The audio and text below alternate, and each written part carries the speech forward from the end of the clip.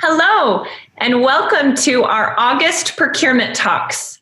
This is a monthly series we host with our sponsors to help bring the procurement community together to collaborate, share ideas, and have a few laughs along the way. My name is Sarah Scudder. I'm president at Real Sourcing Network. We're a software company helping organizations better buy and source their printed materials. I want to thank our sponsors for making our series possible throughout the year, and I'm going to give each of them about a minute or so to talk about how they're collaborating and innovating in the procurement space. So Ken, I'm going to start with you. Yeah, hey guys, this is Ken Boemrijk. I'm Vice President of Business Development here at Worldwide Services. What we do is buy, sell, and more than often maintain telecom IT equipment. So we're talking all of the servers, routers, storage, anything that's in your network. So if you're looking to save costs, which a lot of people are, versus what the OEM wants to continue to offer you, that's where we come in and play. And we service all the different OEMs. So let me know if I can help. And Ken, it looks like you've got a cool jersey hanging in the background. What is that? Apparently I'm still in college. Maybe those were the glory years, 20 years ago, back in Arizona. So I got the jersey up, got the shirt on. So, I just heard the Pac-12 just canceled their football season amongst a lot of others. So looks like we're going to have to roll a little bit leaner this year. Yeah, way to represent. Thanks. Thanks, Ken. Next, we've got Eric joining us from Connecticut. Looks like he's got some nice weather today. Thanks, Sarah. Yeah, it's in the high 90s, so it's a little steamy and humid. But yeah, thanks a lot. Appreciate it. I manage partnerships and alliances for Rapid Ratings, and we're happy to be a sponsor of Procurement Talks and a partner of RSN Network. So Rapid Ratings is setting the standard for financial health transparency between business partners, suppliers, and transforming the way the world's leading companies manage enterprise and financial risks. So we provide predictive analytics and sophisticated analysis around the financial health of public and private companies. And the big thing is we source those private company financials directly from companies in over 140 countries. And due to COVID, we've been conducting a lot of stress tests and shocking revenues, based on a lot of the industry, obviously downturns, by certain percentages, just to help our clients anticipate, this impact from, unfortunately, the COVID-19. But happy to be here. Thank you. Yeah, Eric, I'm sure you guys have been quite busy the last few months. Thank you, Eric, for joining us. My friend Brenton joining us from SoCal, my home state. Yes, sunny. Now, first off, Ken, I'm actually an ASU alum, so we'll have to take that offline and talk about that jersey that you selected today. I'll get you a new one.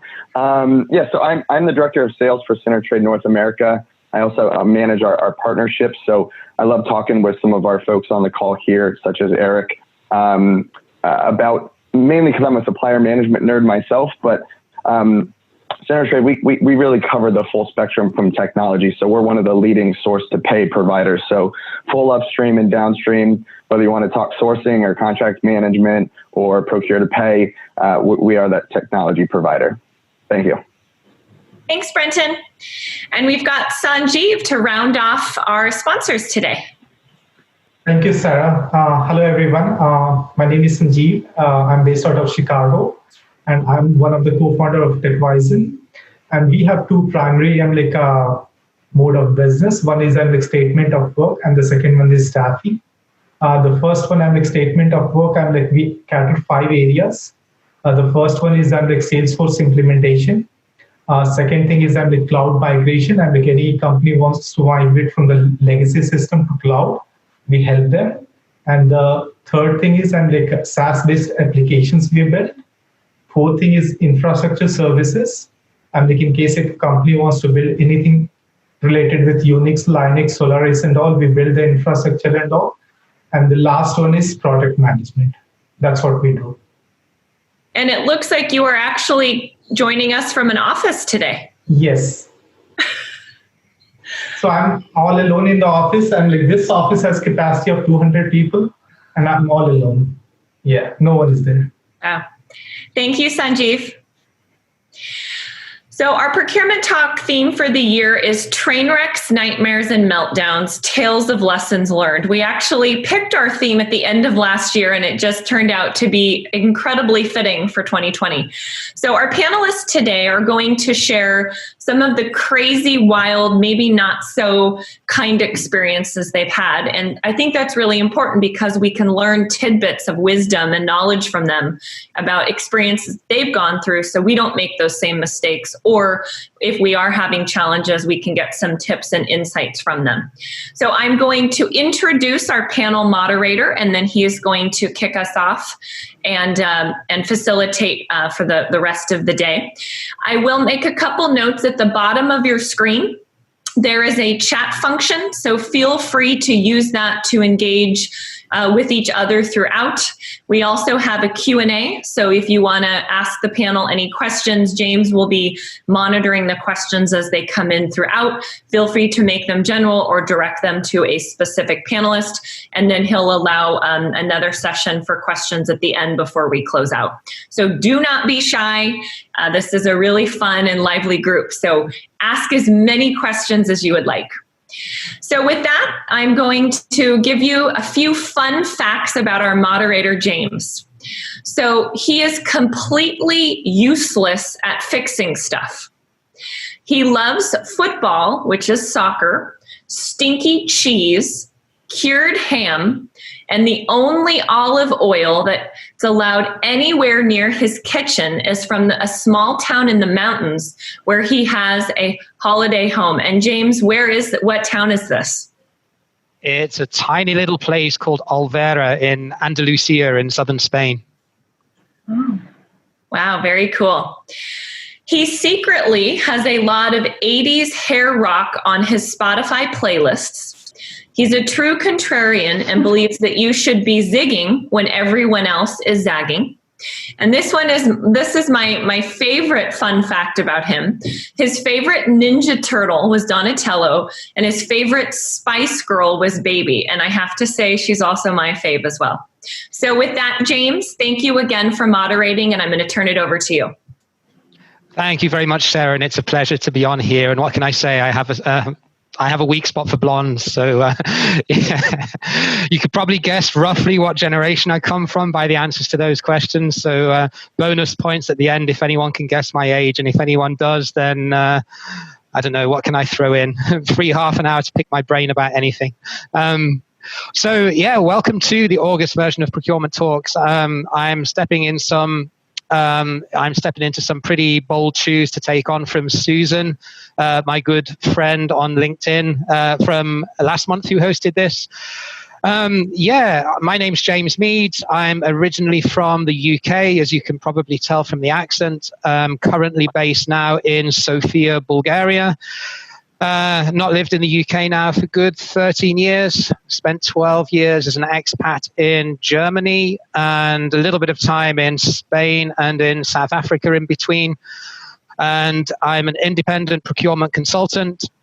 I focus mainly on two areas. The first one is helping SMEs or SMBs, as you call them in the US, around sort of complete procurement transformation if they don't have an existing procurement function or maybe just have sort of administrative buying. And the other area that I focus on is on existing procurement teams that need some help and support in getting more done with less resource, which is a big topic right now, given the economic pressure that everyone is under. And specifically, I like to promote the use of procurement tech as part of that solution, specifically best in breed solutions that don't necessarily need ERP integration or an army of consultants to deliver that. So as part of that, I also have my own podcast, which is published weekly, called the Procure Tech Podcast.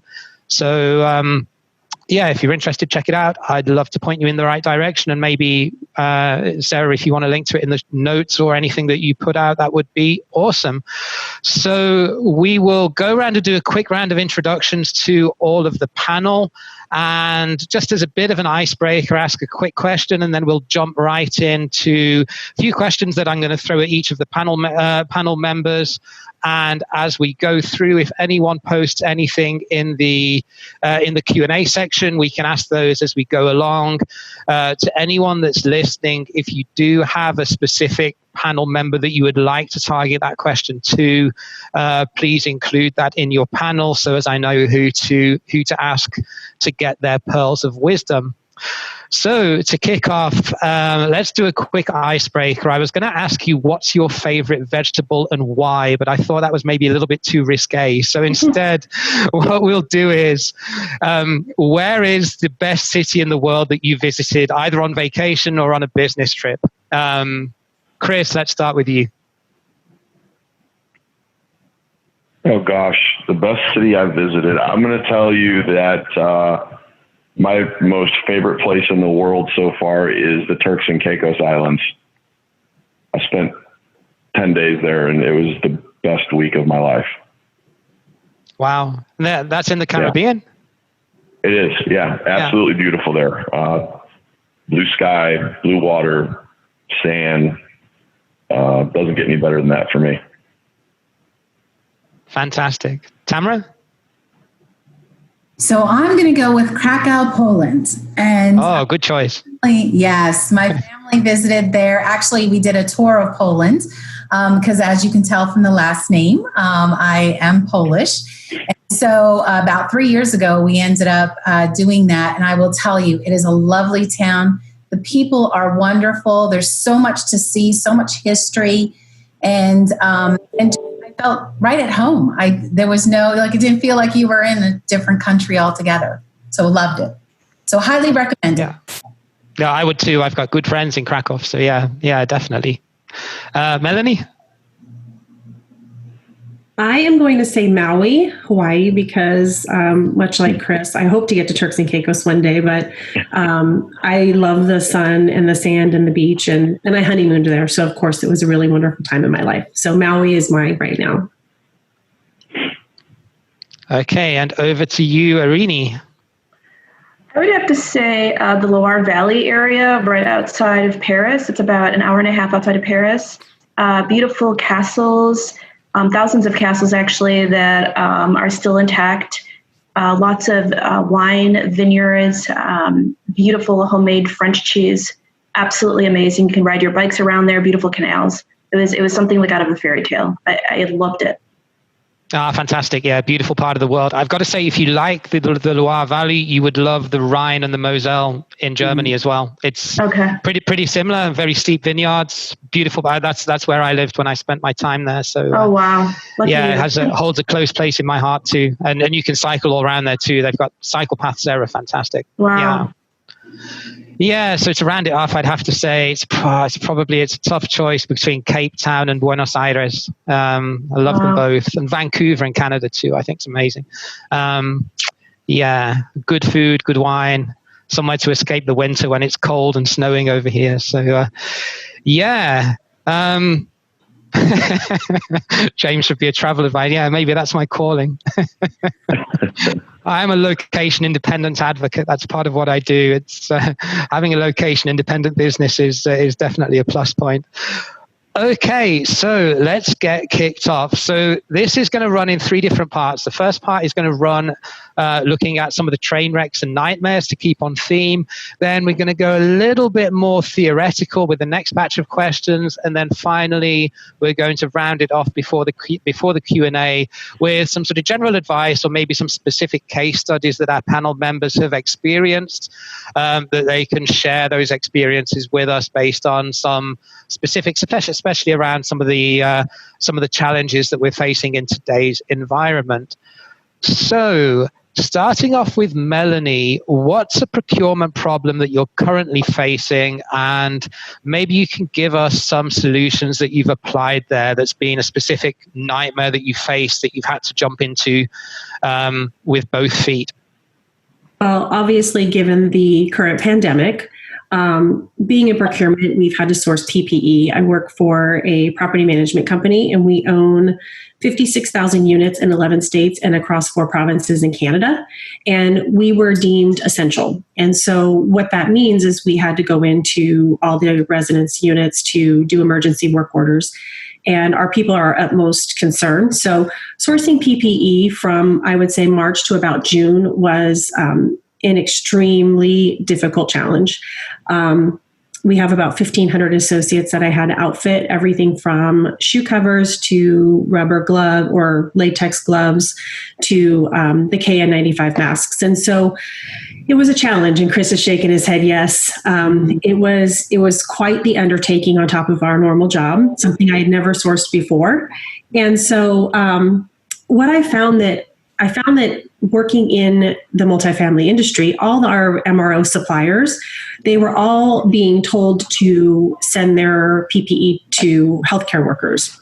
And so I wasn't getting anywhere. And as you know, it's probably very frustrating to be told, no, we don't have it and can't send it to you.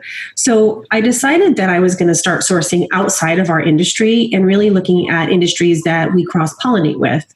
And so I was able to connect, actually on one of the procurement talks with Sarah, I was able to connect with a woman who was the director of procurement for a casino, and 98% of her workforce had been furloughed. And so I sourced into the hospitality and casino market. And that proved to be really, really fruitful. We built a really good relationship with her supplier, who was also out of business because they weren't able to provide to the casinos and hospitality. And so I was able to cross-source into other industries. And so we ended up being super successful. We were purchasing about 30,000 KN95 masks over the last 6 months, I would say, on top of hundreds and hundreds of boxes of gloves. So that was my train wreck. It doesn't seem like a big train wreck right now because we've sourced the partnership and everything's great. But at the time, it was very, very challenging and super stressful. Okay, thank you, Melanie. So we've all come across situations where we've been put out a little bit outside of our comfort zone and felt a bit scared when we've had to jump into these sort of unexpected solutions. So, Erini, I think you've got a particularly scary experience that you faced. Maybe you want to walk us through that one. Sure. At one of my previous employers, our procurement team developed a whole new method to go about to source items. We developed cost modeling. So we were actually going to cost model, in this case, and determine the true cost of producing different, in my case, print and packaging items, which included print pamphlets, other printed materials, and customer product boxes. Our negotiations were very different with our print and packaging suppliers that year because instead of going out and asking our several suppliers on our supplier base for their best price based on quantities, volumes, and other specifics, we instead told our suppliers what we were willing to pay for the various print and packaging goods. So we kind of turned the negotiations around and, again, told our suppliers, based on this volume, based on these detailed specifications and technical specifications, this is what we're going to pay. Our suppliers were shocked at this turn of events. So during the first round of negotiations, several of our suppliers decided not to continue with the negotiations as they felt that our cost, what we told them we were willing to pay, did not leave them ample profit left. So it was a little bit alarming when we found suppliers after the first round were like, hey, thank you so much. We're going to pass on this and we're going to fly back to Asia. So I became concerned with this new way of negotiating. I was worried that all of our suppliers would run for the hills and that we would end up with no suppliers at the end bidding on our business. Thankfully, at the end, we did end up with a few suppliers that wanted to continue to bid on our global business, and those suppliers were rewarded handsomely as they picked up many more millions of dollars of business globally from our company. Our team was pleased because we completed negotiations and ended up awarding contracts with these world-class print and packaging suppliers that implemented Lean Six Sigma in their manufacturing lines globally, who were also able to meet our three top metrics, which are total cost, quality, and on-time delivery metrics as well. So even though it was a scary experience and we had several suppliers pack up their suitcases and leave, it all ended up well. And I guess as well that it helped you to conclude that negotiation much, much faster because you had fewer people in the game, so proceedings were much, much quicker as a result, right? Right. Yeah. And that was another great side effect of this is we decreased our supplier base quite a bit. And those suppliers, those world-class suppliers that were able to make our cost limitations, were able to get that much more business as a result as well, globally. Exactly. I mean, supplier rationalization is a big one, isn't it? Especially for companies that have grown by acquisition, that have got a lot of legacy vendors. So, yeah. So kind of on the same topic then of turning adversity into advantage, Tamra, you've got one that seemed like a train wreck at first, but actually turned out smelling of roses. So can you walk us through that one? I will, but I'm actually going to take it to a point of personal a little bit. So Tamra Pawloski, and I've been in procurement for 25 years now in the telecom, insurance, and now agricultural industry. And so I could share so many different train wrecks and nightmares throughout that 25 years. But I wanted to actually take all of you back to the beginning of my career when I learned a very important message, which is, being passionate about what we do is not a bad characteristic, but how and when we're communicating our points could be. So let me set the stage. I was fresh out of public accounting and in the corporate world managing a buying team of about 20 individuals. I was with the company for under 3 months and was asked to negotiate a deal directly for my CIO. I was sending messages back and emails back and forth and was very passionate about my position. Couldn't understand why the CIO wasn't just agreeing with me because, why not, right? And I remember walking out with one of my staff members and discussing passionately the situation. I continued into the elevator with my passionate rant. As the elevator opens on the next floor, an individual from the back of the elevator walked past me and introduced himself as the CIO. He asked me to meet him 30 minutes later in his office. So for the next 30 minutes, I thought my career in procurement started and ended in short 3 months. I was very lucky that my CIO was more understanding about my so-called positioning. After he shared his advice about public discussions, he actually felt that my argument was valid and became one of my favorite mentors. So when I'm sharing this story with some of my college mentees that I have, I often focus on 3 simple lessons that are often overlooked because we're in this career for long. We've been doing some of these things for quite some time. And so, lesson number 1, always get to know who your executive leadership team is. Back in the day, we had paper copies of the 10Ks and not internet like we have today, where you can get a lot of information on any individual. But always know who your executive leadership team is. 2, communicating in an elevator or anywhere public regarding business information is never a good practice. How many times are we sitting on an airplane when we can again? And we hear business conversations.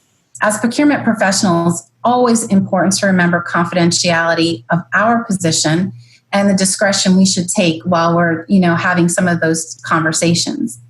And finally, if you can't effectively communicate an email, pick up your phone, start a Zoom meeting, or, when we're back to school, schedule in-person meetings.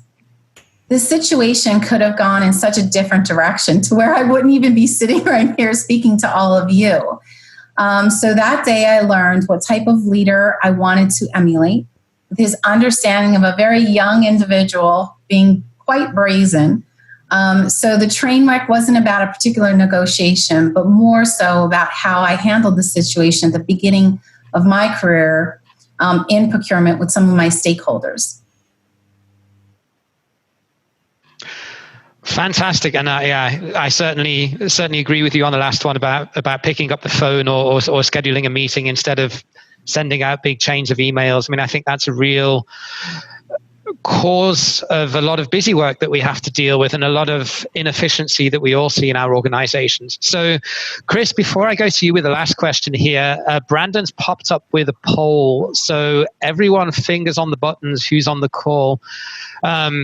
you just need to select one of the options here in the radio buttons and then click on submit, and then Brandon will give us the results in a couple of minutes time. So in your role, which relationship do you feel is the most challenging to manage? Then we've got suppliers, internal stakeholders, clients, for those of us who are practitioners, internal team or department, managing yourself, or something else. So on your marks, get set and go, and you'll have about 45 seconds, and then we'll get the results.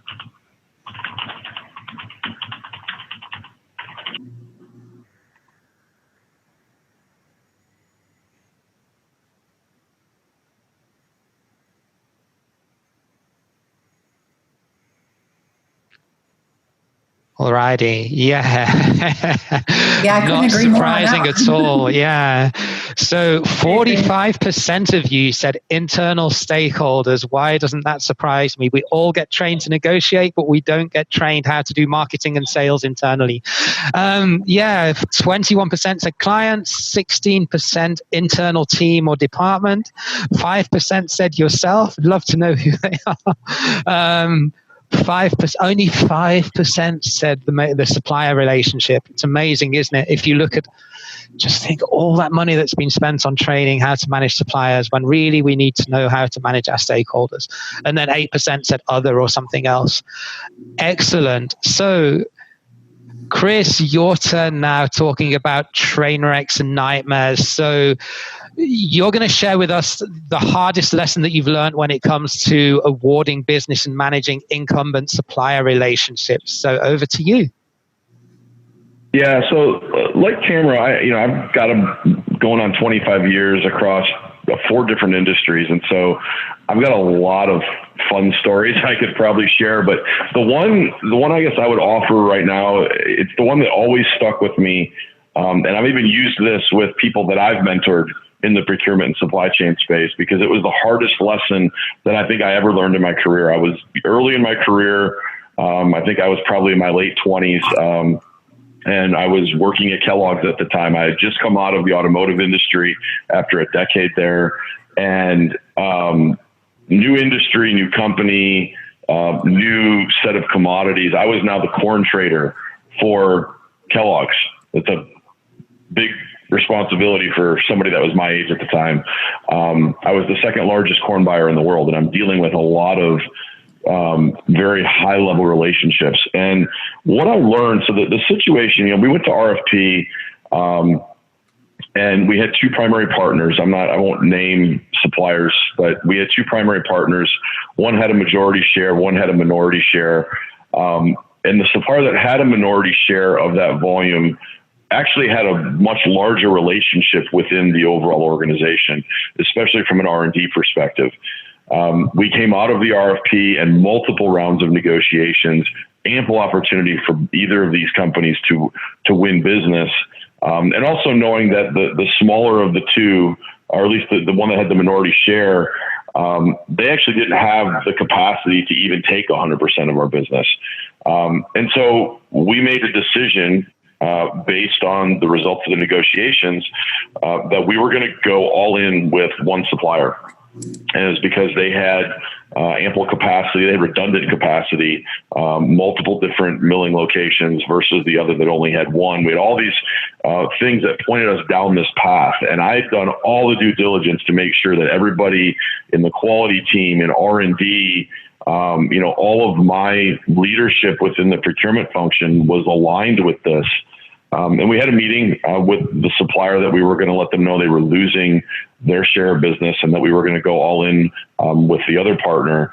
And it wasn't a good meeting, as you can imagine. They weren't very happy, even though we laid out our rationale behind it and asked them for their feedback and anything else they wanted to offer in that regard. And at the end of the meeting, it was like, well, appreciate you guys coming in, but this is, I think, the direction that we're going to go, and we're going to put this forth for management approval to officially proceed. About a week later, I got called down to my vice president's office and was very sternly talked to about the fact that I may have just screwed up one of the biggest relationships in our company from a supplier perspective. And I was completely blown away. We saved $1 million a year on the decision that we made. I thought that I had alignment with everybody internally. And I thought that we'd given these suppliers ample opportunity to make their case and win the business or not. So the thing that I learned from that, and I do this all the time now, it's almost become second nature. When it comes to incumbent suppliers, especially, you never take, my rule is I don't ever take business away from an incumbent supplier. I make them walk away. So, at a certain point, if you give them enough chances and you go back to them and tell them, well, you can't meet the requirements here, or you've not met the mark here, you're either going to get there or they're not. And when they don't, they have no other alternative but to say, well, then we can't take the business. And I think that's where you drive them to. I think it keeps you out of that space of, I just messed up a relationship. I didn't give them the right opportunities. And I took business from them. I never take business anymore. I make them walk away. And that really is kind of my rule of thumb. That's what I learned through that whole process. It's a subtle difference, isn't it? But it's a very important one. Yep. Yeah, I love that. Yeah, great story. Yeah. Thank you. Okay, so moving on now to a little bit more on the theoretical side. So there's going to be 3 questions here, all about a slightly different topic on the more sort of theoretical side of the business. Vastly different in the types of topics that we're going to raise here. So hopefully there'll be a good mix that's relevant to everyone that's on. Before we do, there's just a quick question that's popped in, and this one is for, just going to scroll on the chat. So there's one, Tamra, for you, which is, are there any companies that you've worked with where the director understands that contracting for marketing services such as PR, creative, etc., so not marketing software, isn't always a black and white or traditional cost savings model? So the example that the person asking the question is given is, in IT, for example, there can be a quantifiable element such as the number of user seats for a software package. So quite a in-depth question, but do you fancy having a stab at that? I sure will. So I'll actually take the company I work for now, of course, Hevet AgriScience, right? We are a year old. We are a spinoff of DuPont's Pioneer, DuPont, and Dow AgriScience. And so when you think about marketing and what had to be done in that first year and the savings that was associated to it, I currently, the Chief Procurement Officer, Craig Reed, that I work for, understands the differences between each one of the towers I manage, right? Programs where marketing and communication lands under is very different than the services side with professional services, consulting services, HR services, right? And then technology, right? Which has a lot of different hardware, software, technology services, as well as, telecom. So you can see it's a variety of different areas. And when you think about marketing, there's a lot of different and very exciting things that you need to do in that area when we're talking about negotiations. And so it is not black and white. We do have ways that we look at the way we market and the way we go to our marketing firms.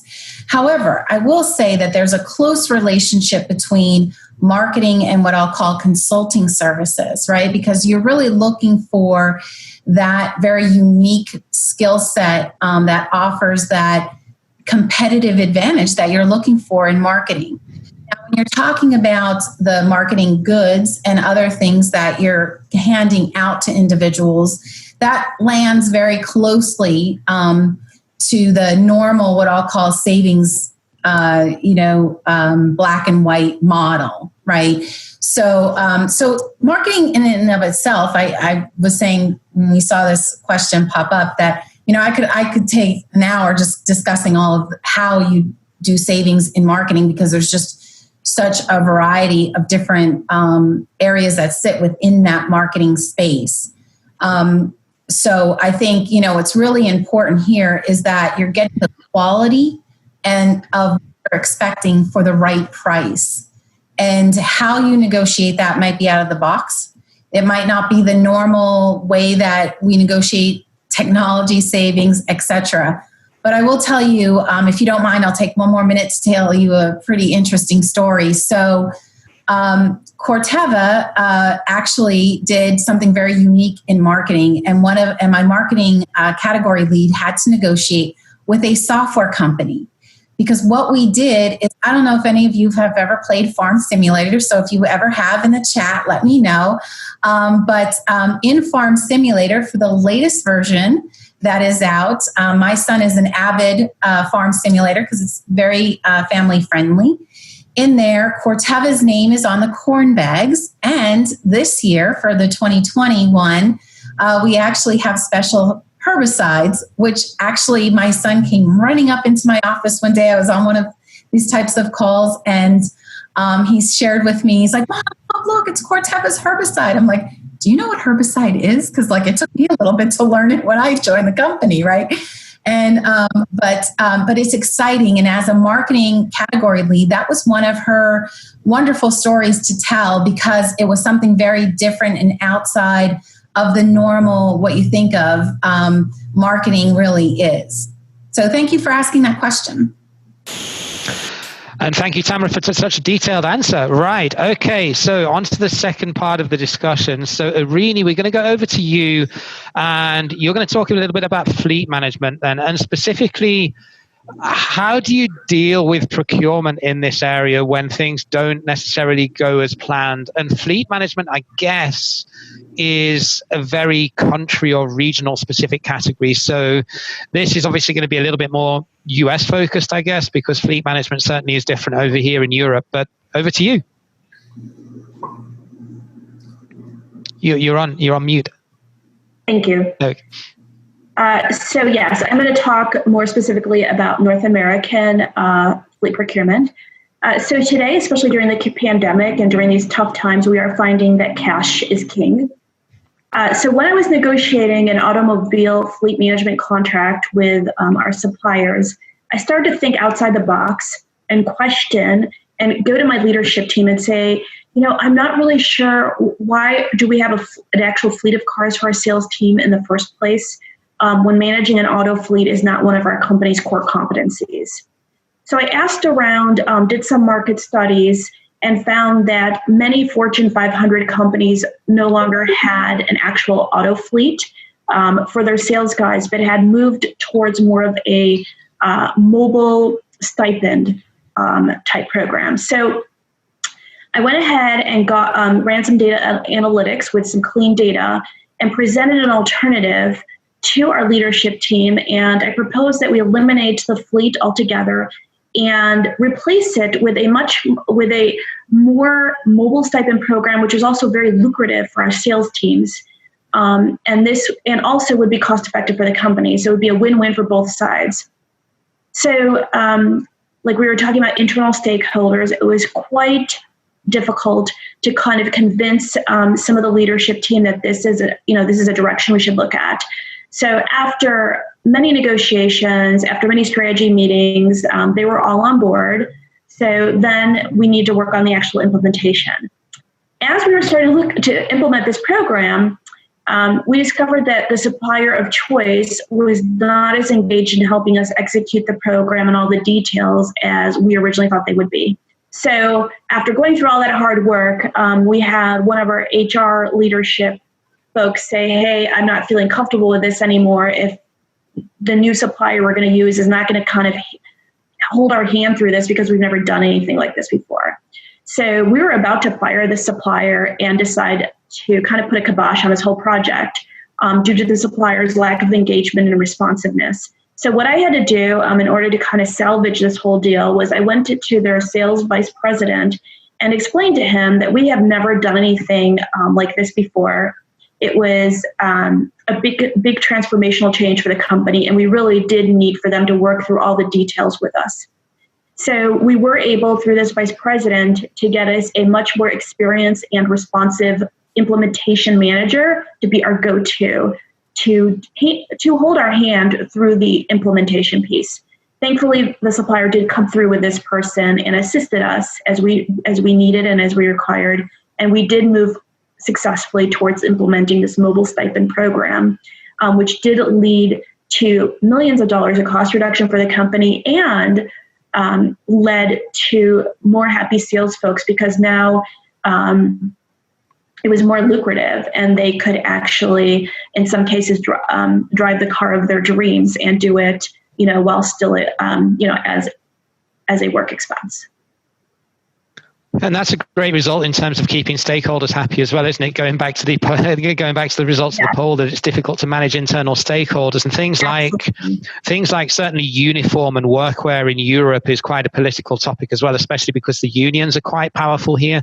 And changing things like PPE, that's another great example of where it can be quite a prickly topic, and getting a result that suits both the stakeholders and from a cost perspective is often tough. So yeah, that's a great example of performing and at the same time pleasing the stakeholder. So we're going to move on now to supplier selection and performance management, especially when it comes to overseas sources of supply, so doing international sourcing. So Chris, you've got quite a lot of experience in this field, and could you walk us through some past experiences and how you found those, and what are the big watch outs and the most critical aspects of that? Yeah, absolutely. So I've got a couple of different examples that I think demonstrate this, because there's some different aspects to this. One is, when you just do, so I'll give you an example from the automotive industry. When I was at Eaton, I was responsible for the advanced procurement in the automotive division. And so we were sourcing a lot of components. This is the early 2000s, sourcing a lot of components out of APAC, China, South Korea. And when it came to one specific example, the best story I can tell on this one, and I chuckle at it because it really is a bit funny when you think about it. We had two suppliers that would manufacture small stampings for us. One of them, great track record, on-time delivery all the time, easy negotiations, very, very well respected as a partner for us. And then another that was a bit more of a contentious relationship, a bit harder to manage, maybe missed a few deliveries here and there, not too many quality issues to speak of. And we qualified them all on the front end, right? So, people went into their facilities, they looked at their operation, and they qualified them and said that, yes, these are acceptable suppliers, for us to do business with. And we hadn't been over there since, right? And so we've been in business with both of them for several years. We made a trip over there to see several other suppliers. We included them in our tour, including our own factory over there. And these two suppliers were literally 3 blocks down the street from each other. And the one supplier that we thought was the better of the two, when we walked into their factory, I almost fell down in shock because it was dark, dingy. It looked like your dad's garage, and there was scrap all over the floor. It wasn't well maintained. Now, somehow they were able to produce good parts out of that, right? Because we didn't have very many quality issues with them. But for us to, hold them up as this is one of our better suppliers in the supply base, it was just shocking, right? So obviously they did something through the qualification process that cleaned that up. But, over the course of several months or even years, it deteriorated. Their performance didn't, and we didn't know any better. So contrast that with a supplier that we thought was not as good of a supplier that is 3 blocks down the street. And I walked into a state-of-the-art facility that I could have eaten off the floor. Highly automated machinery. They had everything together, right? From an ISO perspective, all their documentation was right. Everything was at point of use. It was just very well put together. And we were all blown away when we walked out of there. And I was going on this tour with a team of quality engineers. And I think all of us walked out of both of those factory visits with a completely different realization of who we think our better suppliers are. So the lesson learned there, the thing that I came to realize is, especially sourcing overseas, you have to put eyes on the operation, and you've got to do it regularly. because you just never know what you're missing. On the side of that, there are contractual issues that I think come into play as well. And in a different example, from when I was in the food industry, I managed the vitamin category for a little while, and I'm not sure everybody knows, but every single vitamin in the world today, just about, with the exception of one factory that's in the UK, James, that's owned by DSM, they're the only non-Chinese supplier of vitamins in the world. China ran the U.S. industry out several years ago and captured the market, and then, which is where this story is leading, then basically raised prices on everything. So we finished an RFP. We signed a 3-year agreement for vitamin distribution with a U.S. distributor who was buying the raws from China. And 6 months into the contract, I got a call back that they were increasing my price on vitamin C, ascorbic acid, which was a very large volume for us, by 3x. Massive problem. And they came back to me when I told them, well, you have a contract with me. And they said, we can't honor it because if we have to buy vitamins at 3x from China, we'll go out of business. We'll close the doors. And I quickly said, well, where's your contract with the vitamin manufacturer? And the 2 responses that came back were, we don't have one. And secondly, even if we did, it's China. And they basically told us, you're going to pay us X price, or we're going to just go sell it somewhere else. So those are the 2 big things, overseas sourcing, the big ones that stuck out in my mind. You got to put your eyes on it, and you've got to make sure before you put ink to paper on the contract that you've thought of all potential pitfalls, whether it's downstream contracting by your vendors, whether it's supplier capacity. All those things need to be taken into account, or you could really find yourself in a bad spot. Yeah, and certainly the automotive industry was one of the first ones to go into this with both feet, weren't they? I mean, I originally started out in automotive, and even back in 2004, 2005, we were doing a lot of work in what we called best cost countries back then. I'm not sure if that's still the term. Yeah. So finally, let's move on then to talking about developing working relationships with suppliers. You know, SRM and seeing suppliers as partners going forward is a big buzzword or a big buzz topic at the moment. So, Melanie, over to you. What steps do you take to develop strong working relationships with your key strategic vendors? I like to go in setting expectations with our vendors. I feel like when you set expectations and you have open, honest, and effective communication where you both can be candid back and forth and talk about what you expect and what you want, it opens the lines for negotiation better. I know sometimes people go in and strong arm suppliers or strong arm vendors, and I do sometimes have to do that, and I have to have very hard conversations where if I've got a supplier that has failed in the past, but I know they would really perform, pull them in and tell them, you know, in the past we worked together, this failed. However, I feel like moving forward, if we have better communication, we can take this relationship to the next level. And so I feel like being very open and honest and candid in your approach and how you work with your partners and suppliers has been super successful for me. Again, they are very hard conversations to have when a partnership is struggling. But I feel like it's beneficial in the end. You end up stronger, and you just kind of, you have to look at things and say, you know, well, that's water under the bridge and we need to move forward. Everyone is going to fail. And unless you are open and honest and tell them, hey, this was what happened, you can't fix something if you don't know about it. And so I'm always, you know, you have to say something if you see something, and then you also have to tell them something's wrong, because if they don't know, they can't fix it. And so a lot of times I think what happens specifically in our industry is, you know, a carpet cleaner will come in and clean a carpet, and our teams will just say, oh, well, I just don't like the way they clean carpets, and they don't use them anymore.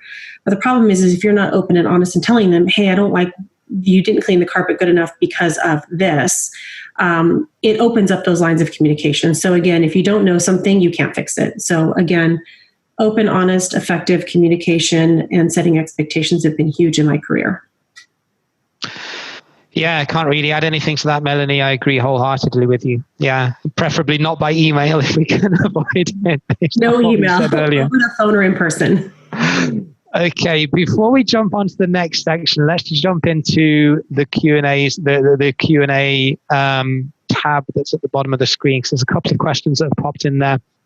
So, question from John Hansen. Hey, John. John and I have chatted a lot over LinkedIn, so we always talk about running. So, do relationships with incumbent suppliers have a shelf life? Chris, do you mind taking that, seeing as you originally came up with this example in the last round? As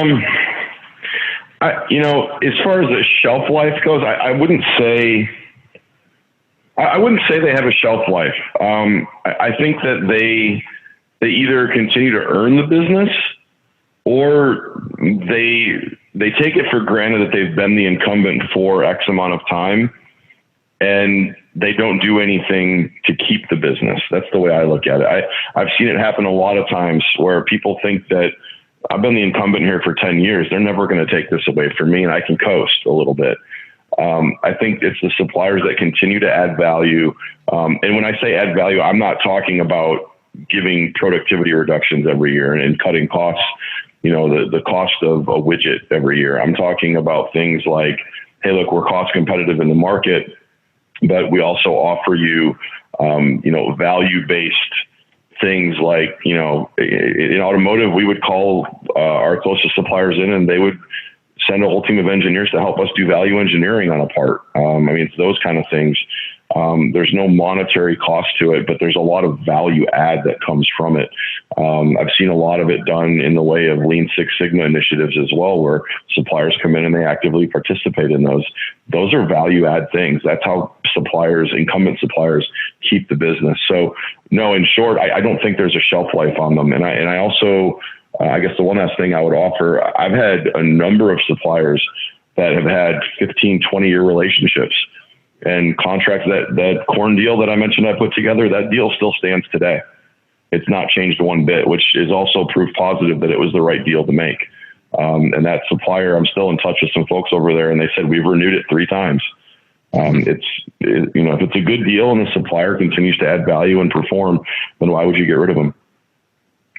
So a very short answer to the question, or trying to paraphrase that into one sentence, is that they don't necessarily have a shelf life, but they could have a shelf life if a degree of complacency or entitlement starts to creep in. Yes. Yeah. Okay. Thank you. Yes. Okay. Let me take another one from here just before we move on, because this one popped in quite early as well. So a question from Sneha, or Sneha, I hope I've pronounced that right. More than often, making suppliers walk away has been tough, especially with different countries and cultures. Have you faced that? So I guess this is pointing to the fact that in some cultures, it's more... It's just not considered the done thing to walk away from business because of fear of losing face. I guess that's probably referring more to Asian cultures. I don't know. Has anyone on the panel, or even anyone in the call that maybe wants to put something in the chat, has anyone faced this situation where in certain countries or in certain cultures, suppliers just don't walk away because they don't want to be seen as a sign of weakness?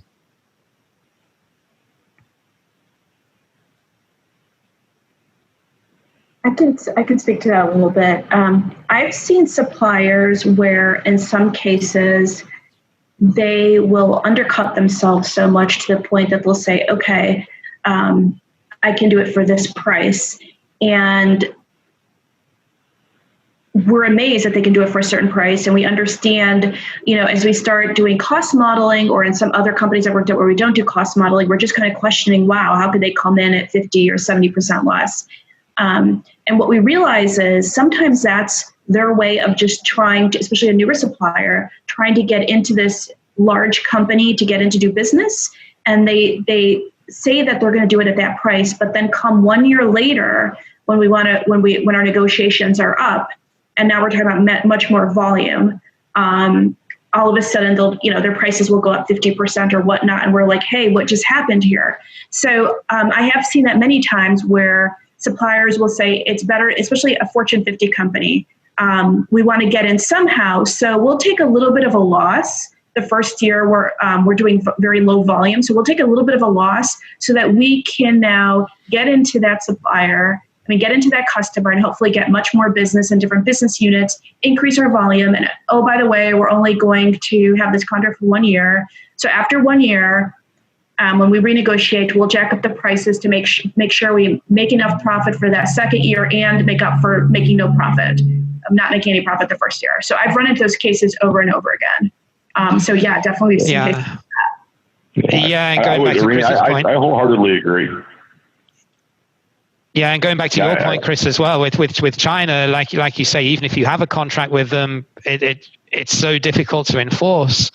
And this goes back to the whole culture of how useful or useless are contracts in different cultures. If you go to Germany or Switzerland, it's almost the other side of the coin, that the contract's that rigid that suppliers will not give you any degree of flexibility in terms of lead time or payment terms or anything like that. So yeah, it's a really interesting one. There's no hard and fast answer. It depends on the country and the culture, I think, is the general consensus. But yeah, it can happen. Yeah. Yeah, and Ron, I see your comment here. You're exactly right. When the price is too good, you have to question it. You have to dig deeper. And the best example of that, when I went from automotive to the food industry, that was not commonplace. In automotive, you had to break your prices down to the nth degree. It was standard. Nobody batted an eye at it.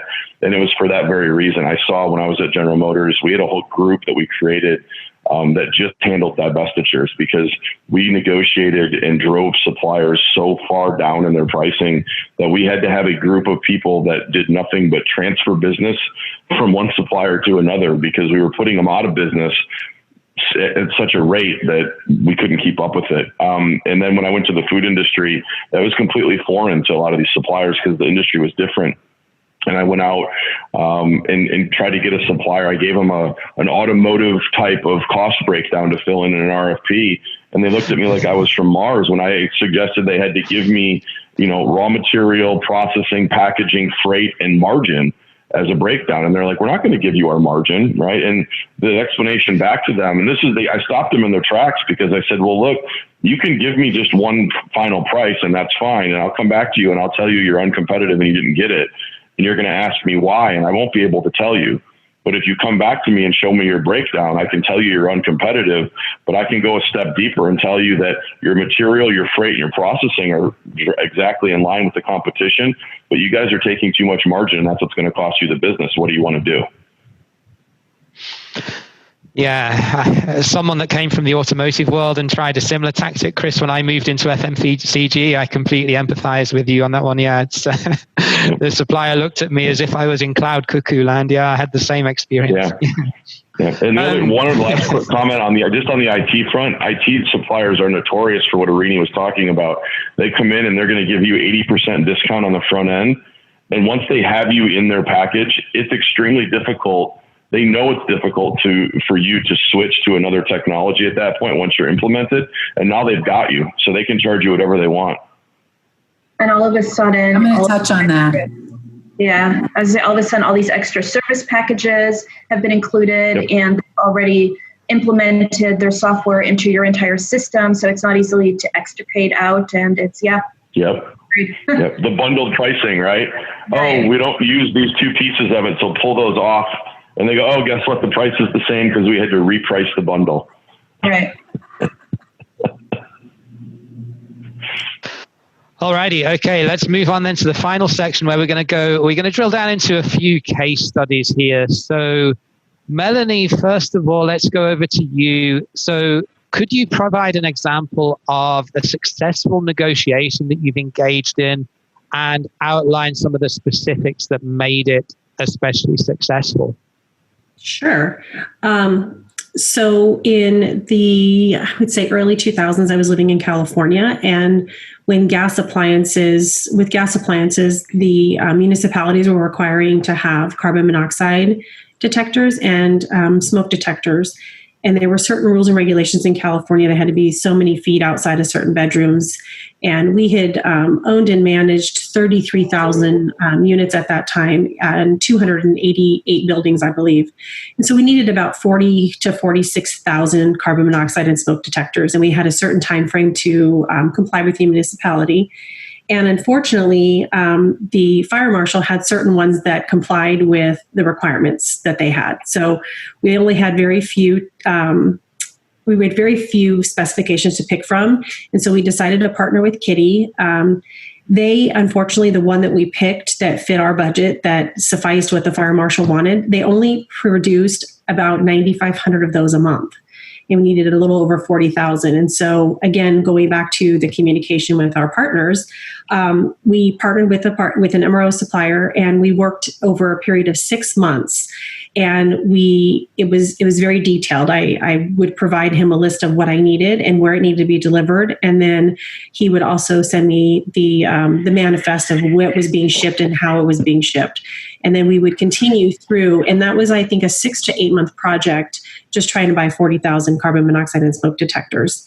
And so it was very interesting because the detail was so important. And when you think of a manufacturer making carbon monoxide and smoke detectors, you don't think that they're at capacity. And this was pre-COVID. This was early 2000s, I would say 2005 or 6, when the municipality in California made that regulation. And so it was quite an undertaking, but what made it most successful was going back to the communication, setting the expectations that we had the needs, and this is how we're going to extrapolate across our portfolio to meet the expectations of the fire marshal, and then also communicating to the fire marshal and the municipality that this is what we were doing, and making sure we had the manifest and the shipping platform to produce to them in case they came out to the property and they weren't installed yet. So that was, I mean, it doesn't seem like a lot. 40,000 plus doesn't seem like a lot of carbon monoxide and smoke detectors, but when the manufacturer only produces so many a month, it was quite challenging. And the limited specs we had to work off of what the fire marshal provided was very challenging. So that was a highlight of my career. It seems like so small now, but it was quite the undertaking and a fun partnership to work through. Thanks, Melanie. So we got just over an hour without mentioning the dreaded COVID word, but now that it's slipped in there through the back door, just like all of our suppliers do when they're trying to sell to our engineers or to our HR or marketing people. Since COVID-19, Tamra, what are the trends or changes that you've seen in your particular area that you're responsible for?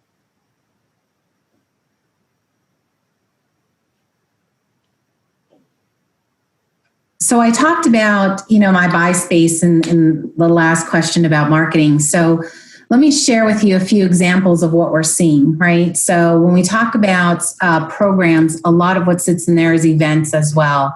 And so many events are being converted to virtual. We have become very creative in our negotiations with cancellations, from refunding or rescheduling to converting to room nights for essential workers. So when you think about all these events that we have, including this one right here, right, where it is now virtual, what are you doing with your suppliers? It's so critical to make sure and have those dialogues with them to understand. In fact, one of my team members today, we were talking to one of the hotels, and we had to, unfortunately, cancel an event like 4 days before the event was going to take place. And our stakeholder was feeling very much like, well, we better not ask for that, deposit back. And, a buyer being a procurement person, said, well, let's just ask. It never hurts to ask. And so we did, and we ended up getting $27,000 back and gaining the trust of the stakeholder. So I think it's really important because, the industries understand what's going on with COVID and all of that. Getting into a big industry that's been hit by COVID is travel, right? So that in of itself can be an hour-long discussion about how we're going to handle travel negotiations moving forward because of, currently what the situation is. So what we've been concentrating really on and focusing is on our policies and processes to ensure we have continued best-in-class practices in the new norm. So not really so much focusing on, negotiating our airline agreements, which are going to come. And believe you me, there's a lot of discussions about how to go about doing some of this with the hotels and the airlines and so forth. But right now, what we're really concentrating on as this industry continues to get hit, is really looking at our internal processes and policies. From a services side, we've also identified that we have travel expenses which have been included in work orders or statements of work. Although typically it's based on actual expenses, the budgets and POs that are out on these projects need to be revised to the current no essential travel spend. And so we're seeing that really decrease our SOWs that we currently have today because, there is quite a bit of travel that gets included in there. Also, we are seeing rate decline in certain job categories because of COVID and because we do have some, workers out there on unemployment because we're seeing the unemployment rates so high. On software, and I know I've seen a lot of discussion on software. So I've been doing software negotiations for at least the last 20 to 25 years. And this year I've seen software suppliers being more flexible than ever. And so the larger suppliers like SAP, Oracle, Microsoft are providing different pay terms, which they never typically do, and pay structures to assist in cash preservations. I will tell you there are predictions. I don't have a crystal ball or anything, but in all the different media that I've been reading and so forth, there are predictions that software costs are going to go up next year due to revenue pressures. So we are looking at our software purchases for 2021 to determine if we should pull forward a couple months to take advantage of current cost structure before we start to see that revenue pressure in that industry as well. So there's just some advice. Thank you, Tamra. Software is something that, despite hosting a podcast around procurement tech, software is something as a category I've never purchased. That's really interesting for me myself. I know who to reach out to now if I ever get asked anything about this. So, procurement strategy management. This is a pretty broad topic, but let's go into key considerations around procurement category management and any specific examples that shape that. I think, Chris, you've got a couple that you can share with us. Yeah, I think the biggest thing is what I've learned over the years is that your strategy has to be situation and market specific, right? There is never a one size fits all. And having a defined category strategy that's adaptable is really, really important. And so one example I'll give you, and I'll draw a comparison again between the automotive and food market. I really learned this the hard way when I got into the food industry, because as you can imagine, in automotive, if we increased production or there was a shortage of supply, we could call a supplier up and tell them it was a premium, right? But we call them up and say, I need you to run a weekend. I need you, the easy way to say it is just make it run faster, right? It's not that simple, obviously, but there are things that you can control. When it comes to the agricultural market, food industry, beverage industry, even some of the CPG, products that are out there that require agricultural commodities for production, you can't make a phone call to Mother Nature and tell her to stop the rain, start the rain, make the sun come out, so on and so forth. And when crops come in, you got to get what you need. And if you're short, you're short. So I had this happen one year. The lemon market was extremely short. When I was working for Dr. Pepper Snapple, I had responsibility for all the ingredient commodities, and we had a strategy for lemon that year. And it was a big buy for us because of the real lemon product. So we had a very tight strategy, but we didn't know what was going to happen with the market that year. And it came as a complete shock to everybody. And so all of a sudden your strategy is kind of blown to hell. And now you're flying by the seat of your pants to a certain extent. And so I really, that really was a good learning lesson. And in the following year, we did things a lot differently. And we came up with scenario modeling that said, what if this happens? What if this happens? Or what if this happens? And we made sure that we had business continuity plans around all of that, so instead of, just thinking that, well, we've got our strategy and we're going to execute against that, strategies have to change in a lot of cases. And the other thing that I think you have to take into account is you've got to know what your position is in the supply market. I've had the good fortune of working for companies where I could go to just about any supplier and more or less demand what I wanted because of the companies that I was buying for. I've worked for some smaller ones where I didn't have that leverage, right? And so that was a learning lesson too. And so I think, that's one example. The other, I brought up earlier, the example around corn where we went all in with one. Your supplier has to, your strategy has to adapt to your situation. And it's not, I would never advocate for a sole supplier situation on one hand, but on the other hand, there's situations where you're like, that is absolutely the right call to make. So you have to know what your supplier landscape looks like. You have to know what your position is in the market, and you have to know what you're going to do if markets change or supplier capabilities change. And I think, those three things really are paramount to have a successful procurement strategy. I think I would add to that, Chris, as well. I mean, how often have you seen, I've certainly seen it, where every single commodity or category within an organization has been given the exact same category strategy template to complete. And I just think it's such a stupid policy, because if you're buying something like maintenance services, it's a inherently local product that you're buying, very, very country specific or region specific in somewhere like the States.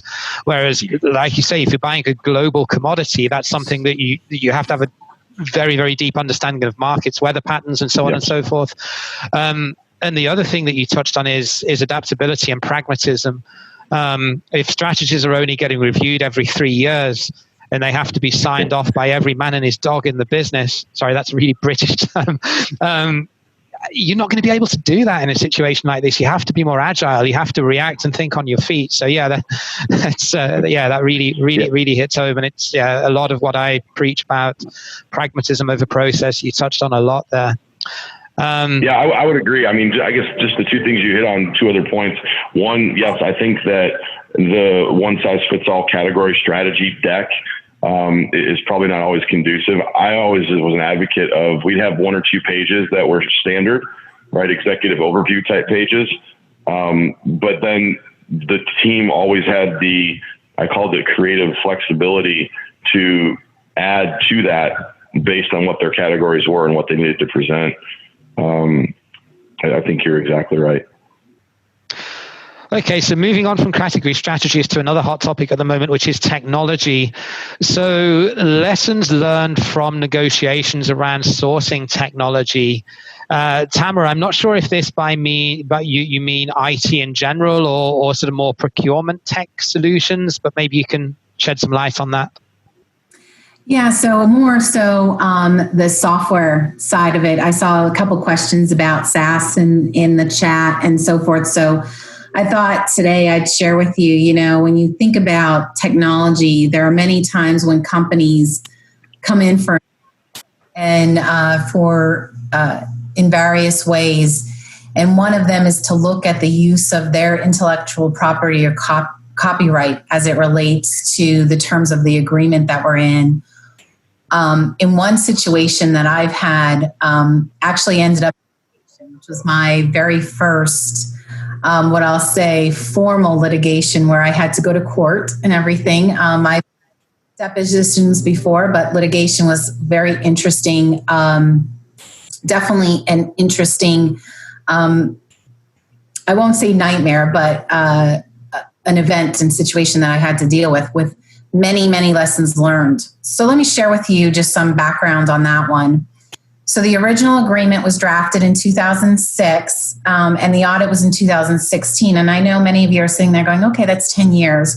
But in technology, 10 years is like, it's like grandfathers, right? It's on dog years, right? I'll use it. Dog years. So in the 2006 agreement, the definition, there really weren't a lot of definitions. And so CPU wasn't defined, enterprise wasn't defined, a lot of missing definitions in there. And then to kind of on top of that, in 2015, the company I was working with was acquired. And so the calculation the supplier used for their licensing metric kind of went up because they saw a larger company. Hardware had changed over the years. So core and processors were not licensing terms back in 2006. The technical team member would call in for maintenance assistance, and the supplier representative would say, well, I'm not quite sure I can help you with that. Can you run this script for me and provide me so that I can make sure I'm providing the correct assistance? And maintenance being paid at the time when the audit occurred was $96,000. When the audit was complete and the request was made, the new maintenance was 5,875% more than what it was before.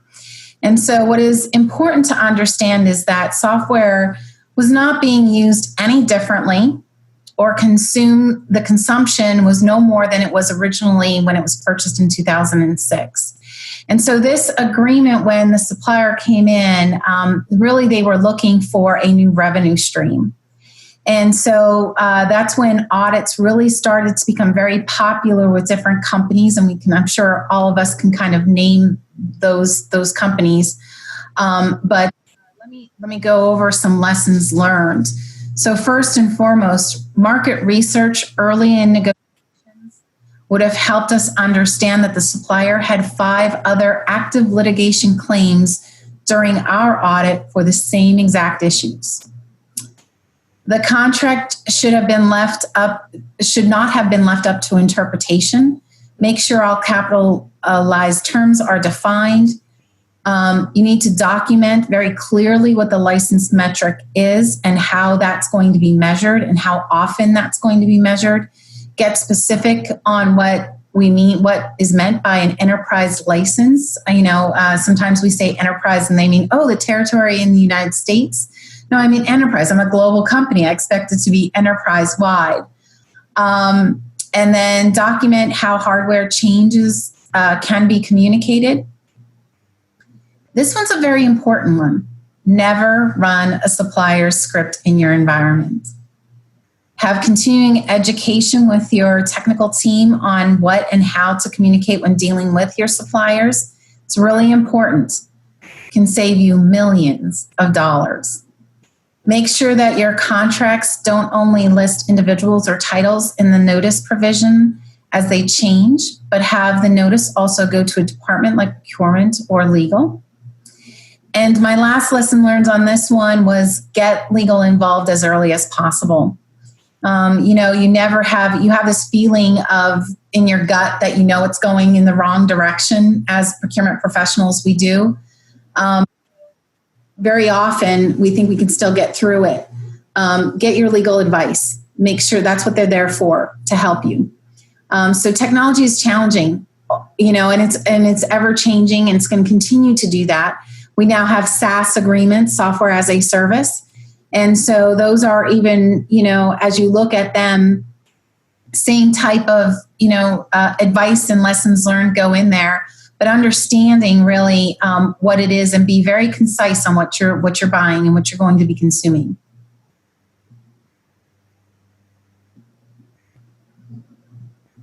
Oops, sorry, I was on mute myself. Thank you, Tamra. Yeah, that was a great answer, and I'm learning so much from you. Every day's a school day when you start talking about IT. I think I know who my go-to person is now for anything IT related. So, final question, and back to the dreaded COVID-19, but also back to the original topic of train wrecks and nightmares, and a little bit about turning adversity into advantage. So, this one's over to you, Erini. And let's explore how COVID-19, instead of it being an obstacle, has been able to turn this into an opportunity or a positive impact that it's had on us. So yes, I do believe there are some substantial positive impacts that have come specifically for us supply chain professionals during this COVID-19 pandemic. So I believe for those people who are really willing to work and take on more responsibilities, this is a time now more than ever where exceptional employees can go ahead and shine and shimmer as they take on more leadership roles in areas of navigating contracts, supplier relationships, employee relationships, because all of these skills, both hard and soft skills, are really needed right now. In addition, I think something else that's come out of this whole COVID-19 pandemic that has been really great is, as leaders now, you do have some of those managers that do tend to micromanage. Can't really do that as much when no one's in the office anymore, or shall I say you can do it a lot less. So as leaders, I think we are much more focused on actual deliverables and making sure that our employees and our staff are delivering on those executable deliverables rather than actually micromanaging and going through, the day-to-day, watching over the employees day-to-day every hour. Another thing I have found is much fewer I would call them almost less productive type meetings, conference calls being booked on my schedule.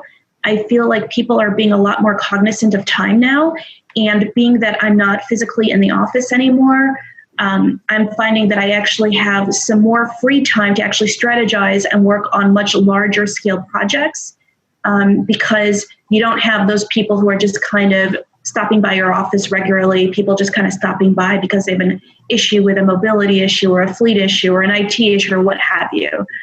Being that you're not physically in the office does leave a lot more time to strategize, more quiet time. And in that also, I think there are a lot more mentorship opportunities available right now because, so for example, I don't have my half an hour commute each way every day to work.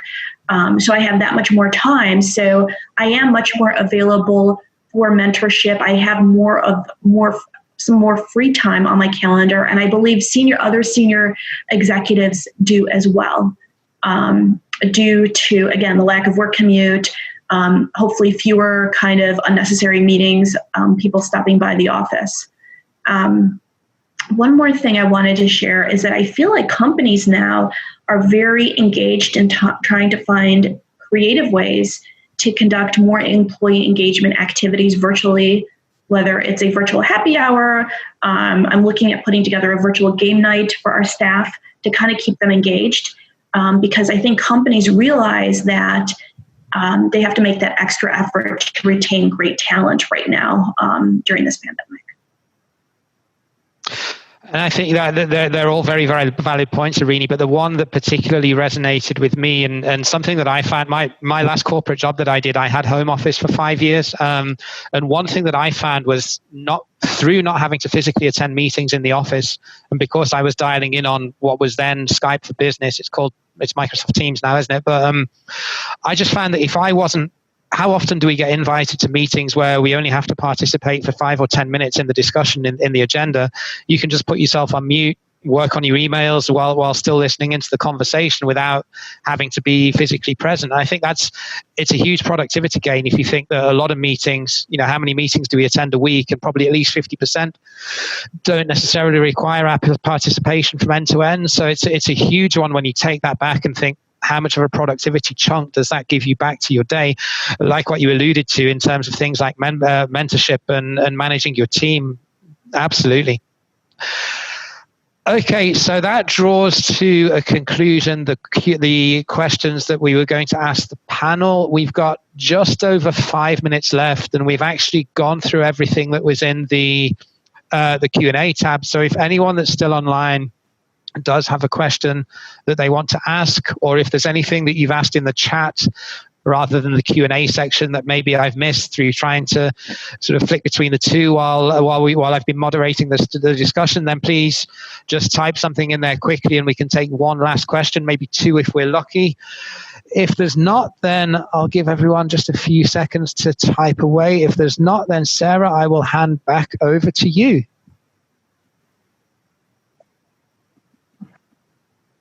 we could do with some elevator music All right, now while everyone's typing. I think we had a pretty lively chat discussion. Okay, so follow up in regards to how you can access this content. I know a couple people had to sign off at the hour. This was live streamed. And yes, I see some questions coming in about getting the recording. This was recorded. Brandon, who's been managing the technology, will be sending out an email to everyone that registered with the link. We'll also have it on our website and on social media. All the panelists will have a copy as well, so they can share it with their teams and colleagues.